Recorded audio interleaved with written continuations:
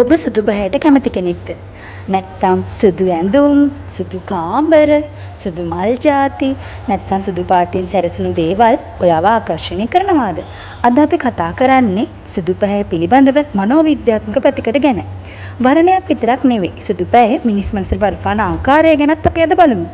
සුදු පැහැය සාමාන්‍යයෙන් සංකේතවත් කරන්නේ පිරිසිදුකම, සාමය, සත්‍යතාවය සහ අලුත් ආරම්භයක්. මනෝවිද්‍යාඥයන් පෙන්වා දෙන්නේ සුදු පාට දකිනකොට මිනිස් මනසට නිදහසක් සහ සැහැල්ලුවක් දැනෙන බවක්. උදාහරණයක් විදිහට බලන්න ડોක්ටර්ස්ලා සුදු පාට අඳින්නේයි කියලා. විශ්වාසයේ පිරිසිදුකම් පිළිබඳ හැඟීමක් රෝගීන්ට ලබා දෙන්න. ඉතින් සුදු පාටට කැමති ගොඩක් පුද්ගලයෝ ගොඩක් වෙලාවට පිළිවෙලට ජීවත් වෙන්න කැමති කට්ටිය. එයාලා අවංකභාවයේ සරල බව අගය කරන කට්ටිය.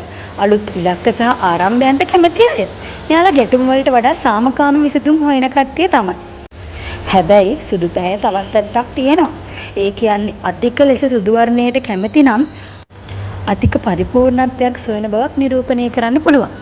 එහෙනම් ඔයාලා ආස පාටක් මොකක්ද කියලා යටින් කමෙන්ට් කරන්න. මම ඔයාලට ඒකේ මනෝවිද්‍යාත්මක පසුබිම ගැන පැහැදිලි කිරීමක් කරන්නම්. ගිහින් එන්නම්.